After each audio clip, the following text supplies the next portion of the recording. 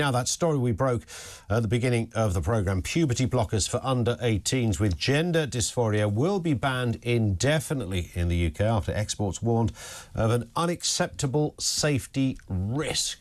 Could have told them that a while ago. The government has said that following recommendations from independent medical professionals, existing emergency measures banning the sale and supply of the drugs outside of clinical trials will stay in place. Let's speak with Naomi Cunningham, who's the chair of Sex Matters. Good afternoon to you, Naomi. Good afternoon. Thank you for having me on. This would be a welcome decision. I mean, there is a part of me that's thinking, well, what took them so long? This wasn't that hard to work out in the first place. Evidence has been there for years on this one. But nonetheless, welcome news, I guess. Absolutely. It's extremely welcome news. Wes Streeting has shown a lot of courage and integrity in taking this step, notwithstanding the really horrifying levels of emotional blackmail that he's been subjected to by campaigners on this issue. So it's a very good thing, although, as you say, it would have been better sooner. I can sense all sorts of people rebelling, appealing, campaigning, agitating and doing all the usual things. There will be lots of parliamentarians too, Naomi, I would guess, you know, mostly perhaps on the Labour side, who will be talking about how this is an outrage, it's a breach of human rights, etc. And the evidence that surrounded this was, you know, a little iffy at best. You can almost hear those arguments. Yes, I'm sure there will be howls of rage, but the real human rights abuse here is depriving children of puberty. Children should be allowed to grow up and mature into intact, sexually functioning adults, and preventing them from doing so is one of the most shocking human rights abuses I have ever heard of. Yeah. So this government, and Wes Streeting in particular, should hold firm against those howls of rage. What this announcement does is put a stop to a horrible human rights abuse. It is not itself a human rights abuse. Wes Streeting talked about the unknown risks of puberty blockers, but there's something there I want to push back against. It's not just risk. We know that they cause harm. And we know that they cause harm because they block puberty. And that in itself is harm. There's the harm right there. Indeed. I was just going to say, can you expand on that a little bit, Naomi? I mean, are these taken by males and females? And what's it sounds like it does what it says on the tin, but what are the implications? If you're a girl, does it stop your periods and you begin to, you know, I don't know, grow stubble or something? Or is that a separate medication? What actually happens here? Well, I'm not a clinician, so what I'm saying on this is very much from general knowledge and knowledge as a campaigner on these issues, not proper clinical knowledge. But as I understand it, they prevent children going through puberty. So and they're given to both boys and girls. They will stop girls developing breasts and a female shape. They will stop girls starting their periods, and they will stop puberty in boys. So they'll stop a boy's voice breaking, they'll stop the facial hair, they'll stop.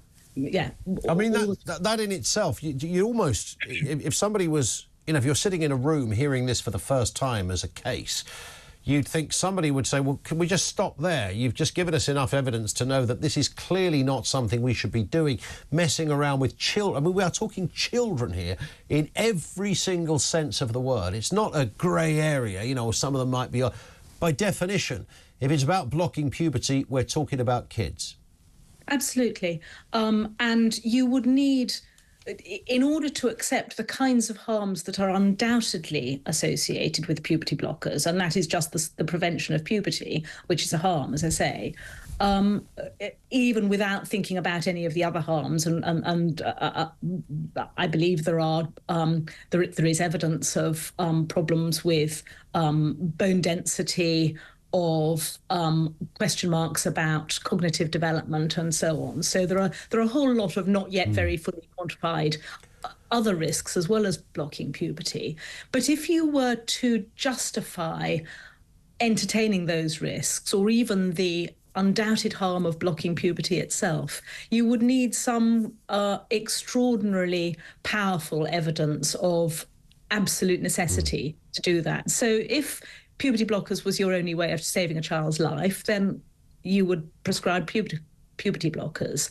If puberty blockers were the only way of preserving a child from worse harm than would be caused by the puberty blockers, so some sort of catastrophic organ damage or I don't know what, then no doubt you would prescribe puberty blockers, because many medicines do harm, but they do harm which is be justified by the benefits that they bring. But there is no evidence that these bring any benefits. There's no solid evidence that these drugs bring any benefits at all, and there's certainly not the kind of evidence of enormous benefit that you would need to justify these very serious harms. It's an extraordinary idea. It is. The argument that often comes from the trans community, if that's the right term, is that if somebody is going to medically transition, then to do so at that stage is far better, and people who've gone through it